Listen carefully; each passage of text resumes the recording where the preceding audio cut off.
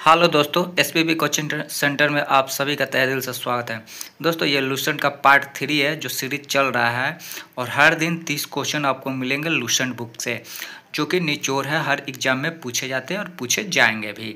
तो चलिए, और दोस्तों बता दें कि अगर आप लोग को पीडीएफ चाहिए तो हमने डिस्क्रिप्शन में टेलीग्राम लिंक दे दिया है, वहाँ जाकर आप लोग पीडीएफ डाउनलोड कर सकते हैं और बाकी पीडीएफ डाउनलोड कर दिया जाएगा।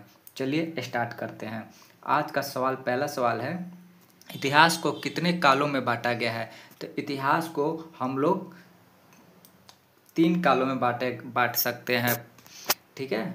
जो कि इतिहास हम लोग 3 कालों, मध्यकालीन, भारत प्राचीन काल और प्रौद्योगिक काल, 3 हिस्ट्री पढ़ते हैं, वही पूछा गया है। सवाल नंबर 2, प्रागैतिहासिक काल किसे कहा जाता है? तो प्रागैतिहासिक काल जब लिपि में कोई प्रमाण नहीं है, मतलब लिखा हुआ कोई प्रमाण ना मिला हो तो उसे प्रागैतिक काल कहते हैं। ऑप्शन बी राइट आंसर होगा।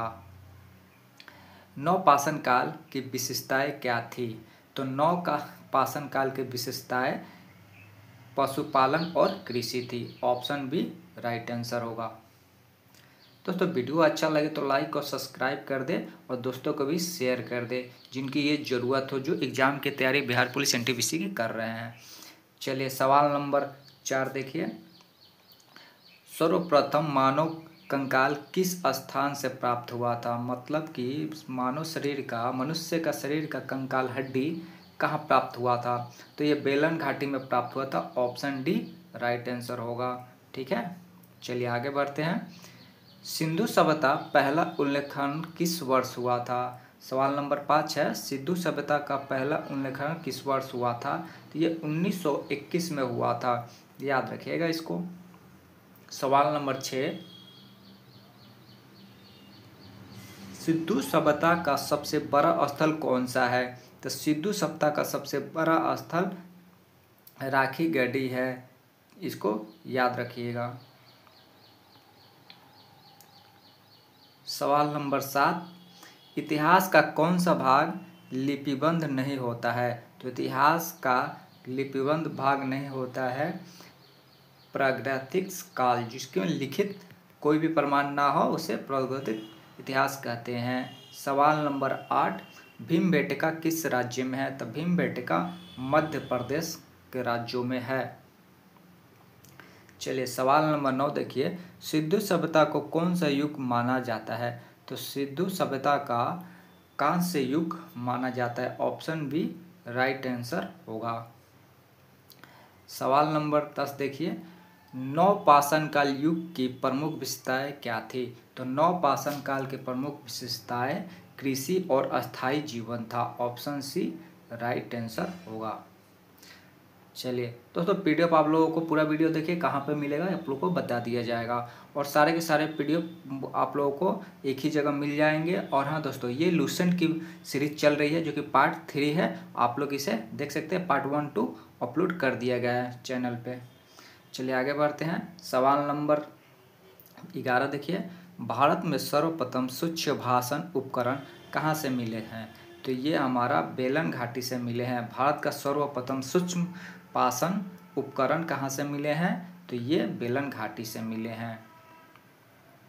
सवाल नंबर 12, हड़प्पा सभ्यता की खोज किसने की थी? तो हड़प्पा सभ्यता की खोज दयाराम साहनी ने किया था। Option A right answer. सवाल नंबर 13, सबसे पहले पुरापाषाण युग के अवशेष कहाँ से मिले थे? तो ये सबसे पहले पुरापाषाण के अवशेष हमको ऑप्शन बी सोलन घाटी से मिले थे। चलिए आगे बढ़ते हैं। सवाल नंबर 14 देखिए। भारत पुरातत्व सर्वेक्षण की स्थापना किसने की थी? तो भारत का पुरातत्व सर्वेक्षण की स्थापना अलेक्जेंडर किंगडम ने किया था। ऑप्शन बी राइट आंसर होगा। सवाल नंबर 15, मैक्रोलिथिक किस युग की विशेषता है? तो ये मध्यपाषाण की विशेषता है। सवाल नंबर 16, मानव के पारंपरिक जीवन सबसे लंबा काल था, वो कौन सा था?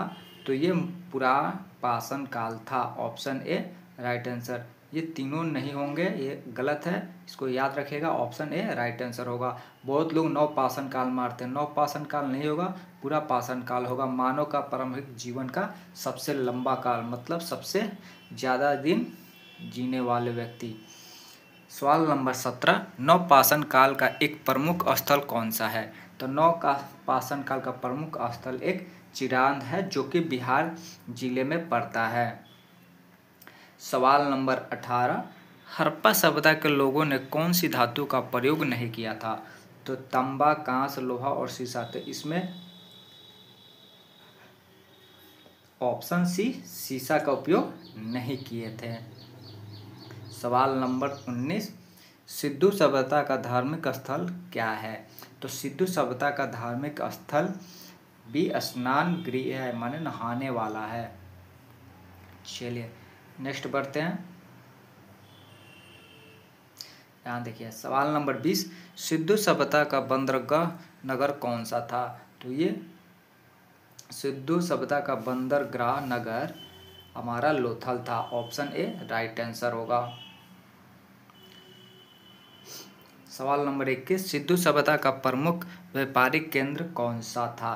तो व्यापारिक केंद्र लोथल था। Option B. बहुत लोग मोहनजोदड़ो करते हैं, जो कि ये गलत होगा, एग्जाम में कंफ्यूज नहीं होगा। सवाल नंबर 22 देखिए। सवाल नंबर 22 है, सिंधु सभ्यता का सबसे पहले उल्लेख कहाँ हुआ था? तो सिंधु सभ्यता का सबसे पहले हम लोग हड़प्पा सभ्यता में हुआ था। ऑप्शन ए राइट आंसर होगा। सवाल नंबर 23, हड़प्पा सभ्यता की लिपि कौन सी है? तो हड़प्पा सभ्यता की लिपि चित्रलिपि है। ऑप्शन बी राइट आंसर होगा। दोस्तों वीडियो अच्छा लगे तो लाइक और सब्सक्राइब कर दें, दोस्तों को भी शेयर कर दें।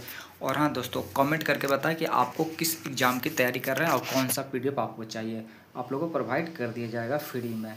सवाल नंबर 24 देखिए, भारतीय इतिहास के 3 मुख्य भाग कौन सा है? तो भारतीय इतिहास के 3 मुख्य भाग प्रोतोहासिक, प्रोटो और ऐतिहासिक है। ऑप्शन डी राइट आंसर होगा। चलिए सवाल नंबर 25 देखिए, भारत में सबसे प्राचीन मानव कहाँ मिला था? तो प्राचीन मानव सोहन घाटी में मिला था। Option C right answer. सवाल नंबर 26, सिंधु सभ्यता के प्रमुख नगर कौन कौन से थे? तो सिंधु सभ्यता के प्रमुख नगर ऑप्शन डी उपयुक्त सभी होंगे, ये तीनों होंगे, लोथल, कलिबंगा, मोहनजोदड़ो हड़प्पा और राखी गड्डी चुनरो, ये तीनों होंगे। उपयुक्त डी आंसर होगा, उपयुक्त सभी होंगे। सवाल नंबर 27, सिंधु सभ्यता की प्रमुख विशेषता क्या थी? तो सिंधु सभ्यता की प्रमुख विशेषता नगर नियोजन थी। Option B right answer. Bharat के नवपाषाण काल के सबसे पुराने प्रमाण कहाँ मिले थे? तो ये ऑप्शन सी मेहरगढ़ में मिले थे। चलिए सवाल नंबर 29, सिंधु सभ्यता की अर्थव्यवस्था किस पे आधारित थी?